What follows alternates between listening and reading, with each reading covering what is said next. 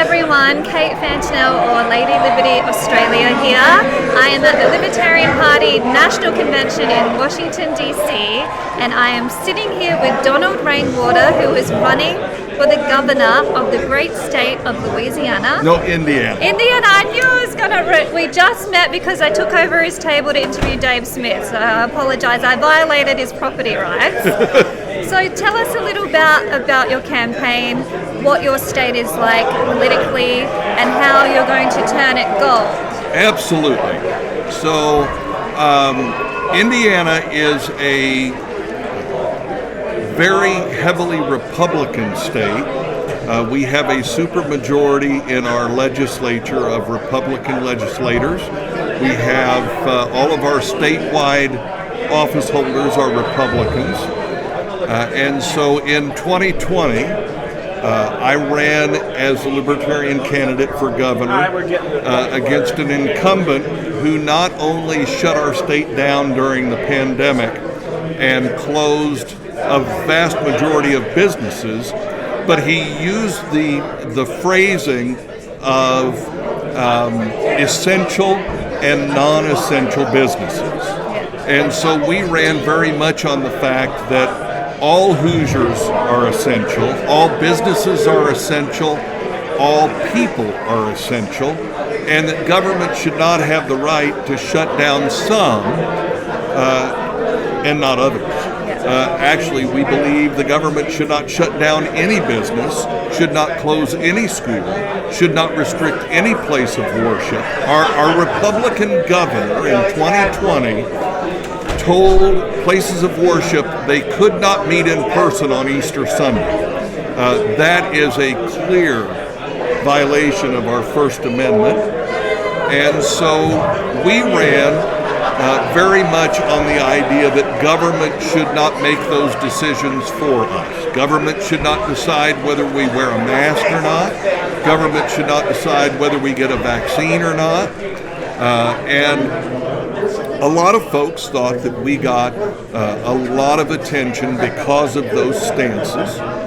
We did receive 11.4% of the vote, which was the highest percentage and vote total. We got 345,000 votes, which was the highest a third-party candidate had ever gotten in a three-way race in Indiana. We also received second-place votes in 33 out of 92 Indiana counties, which was a little over a third. We got 20% of the vote or more in 17 counties. We have continued to carry that momentum.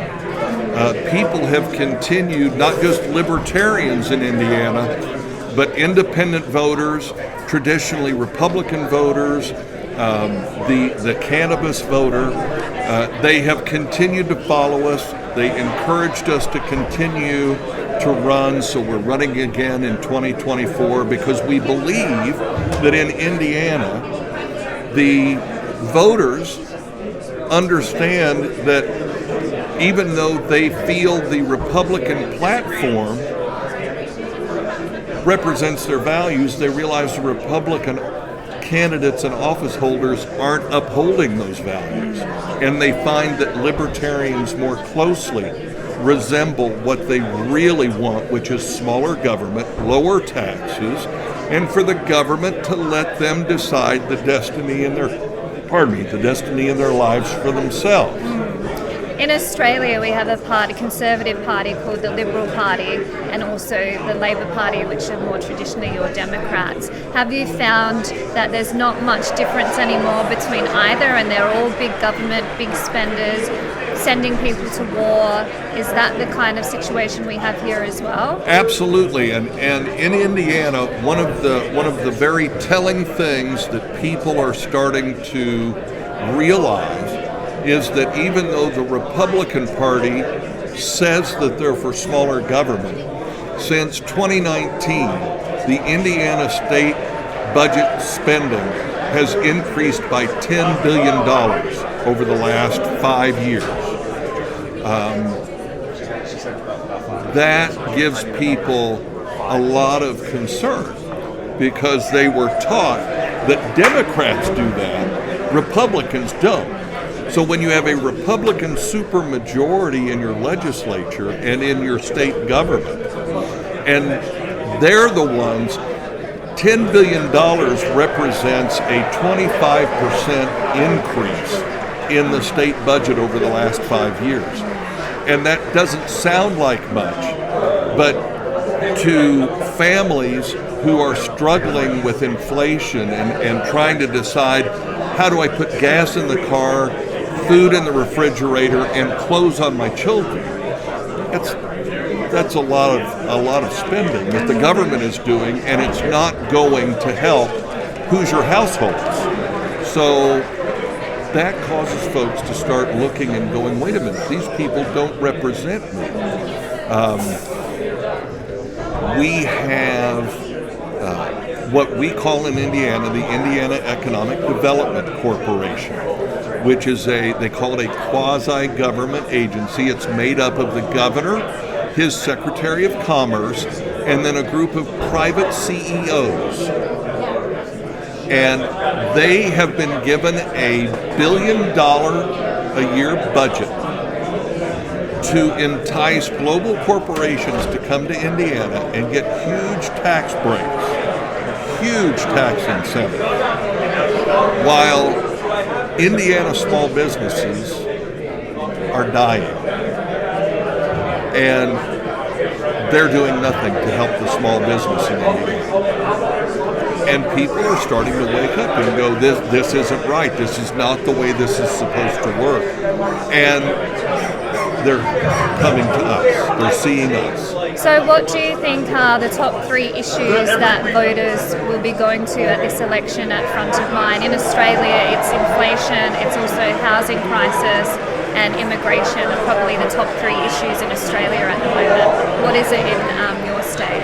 So in Indiana, the number 1 issue with voters is the property tax increases. Back in 2007, our state legislature passed a state constitutional amendment to cap property taxes at 1% of the assessed value of the property.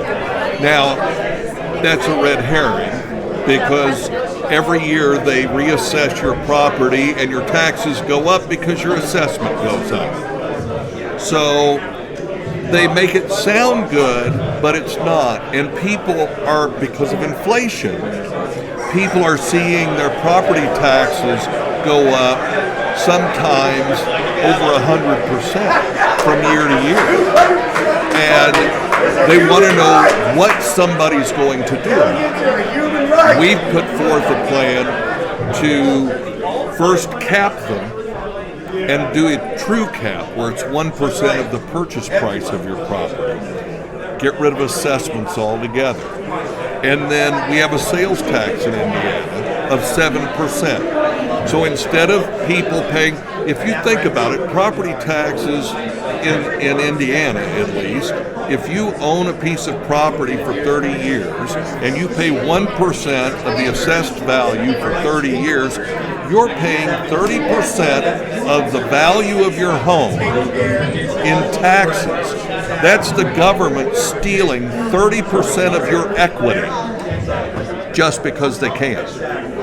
And so that is that's the number 1 issue. And right now we're the only ones who are really presenting a plan for that because the Republicans and the Democrats want to keep getting that money. They're addicted to that money. The second issue is education. We supposedly spend 60% of our state budget on education.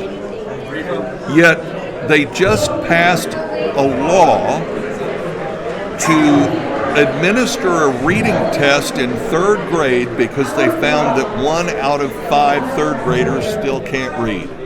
So they want to administer a test and fail 3rd graders who fail this test, which is basically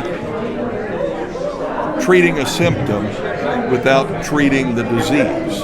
There's a reason those 3rd graders can't read, and again, nobody else wants to address that problem And the problem is government education is a monopoly, and when you have a monopoly, you get poor service, poor products, and that's what we have with public education in Indiana, is a monopoly that has produced garbage. And the children are suffering, and I've said for many years that children are the most important natural resource in our state, in our country, on our planet. So then the third issue that is, here again, it's not what the media is talking about, it's not what other candidates are talking about, it's what people are talking to me about, is the gasoline tax in Indiana. Because if you can't afford to put gas in your car, you can't afford to go to work. You can't afford to get to the grocery store.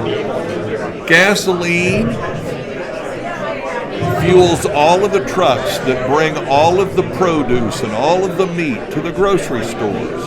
If the price of gasoline goes up, the price of your groceries go up.